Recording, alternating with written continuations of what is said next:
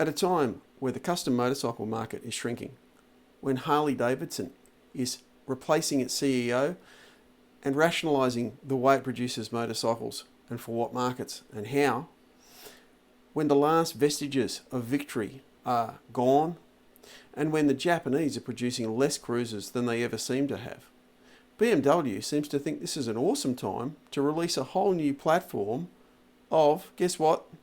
Cruisers. Welcome the R18, the biggest horizontally opposed mass-produced twin we've ever seen.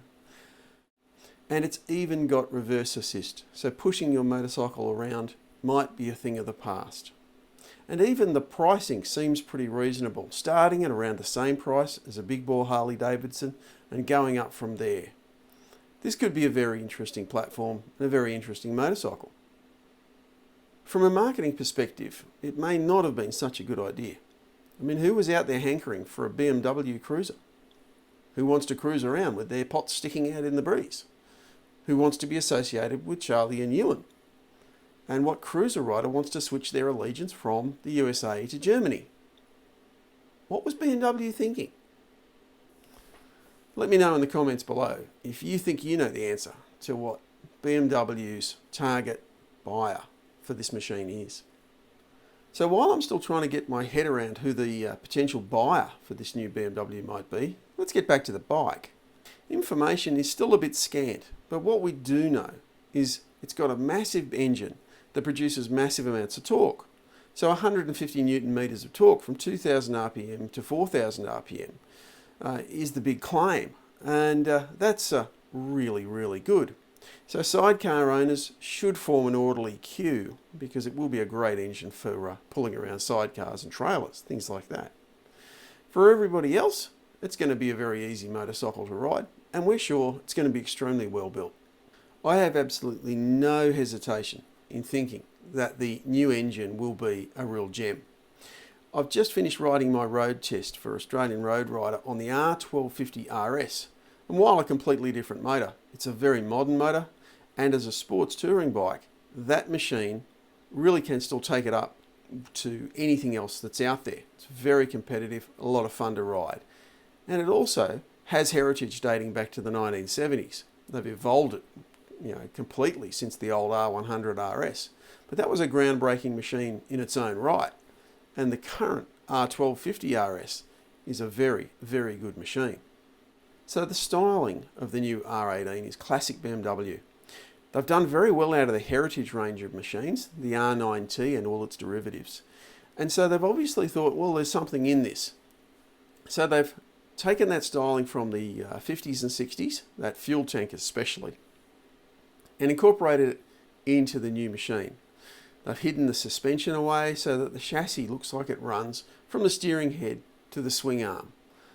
And I think that's a really good idea. Overall, I think they've done a great job of the styling of the machine. I think it looks really, really good. Not convinced by the fishtail mufflers, but they could be easily switched out. In fact, one of the photos we've got here shows a Vance & Hines optional muffler.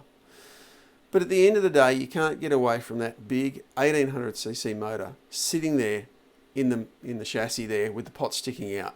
I just can't get my head around that, the style of it, and how many cruiser riders will be happy with that compared to the traditional V-twin that powers just about every other cruiser on the market.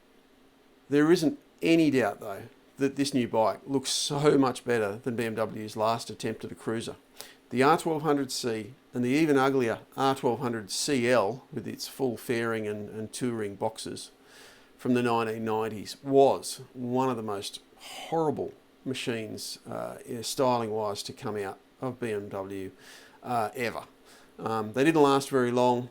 Younger people won't remember them, and that's probably a good thing.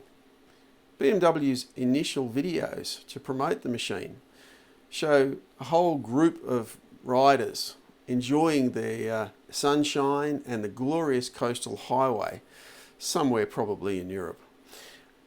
And they're all riding slightly different looking machines. All the same bike, of course, all with different levels of customization. So some of them look like bobbers, some of them look like two-up cruisers, and there's even one there with ape hangers. I'm presuming all of those changes can be made with spanners and tools and not gas axes and welders. The whole idea of this new machine is to be easily customised with parts and accessories being offered by BMW. And I wonder if we're getting closer to where BMW is coming from this. By being able to sell lots of parts and accessories, Harley-Davidson has made an awful lot of money over the years. Maybe BMW wants a slice of that pie as well. So until I get to ride one of these new R18s, and if BMW watch this video, maybe they won't invite me to ride it, but I actually think it'll be a really good bike. I think it'll actually ride really well. I think it'll go really well. I think the engine will be something to really rejoice. I'm just really interested in who the bike was designed and built for, and whether or not that market is going to accept a twin-cylinder engine with those pots hanging out in the breeze and a BMW logo on the tank, or whether or not it's all about the badge, it's all about the tradition of that big V-twin in the Harley-Davidson or possibly Indian, and people just won't accept that a cruiser motorcycle, no matter how good it is, should come from Germany. Thanks for watching, hope you enjoyed the video. If you got this far, I'm guessing you did, please leave comments below. We'll reply to all those ones which are civil.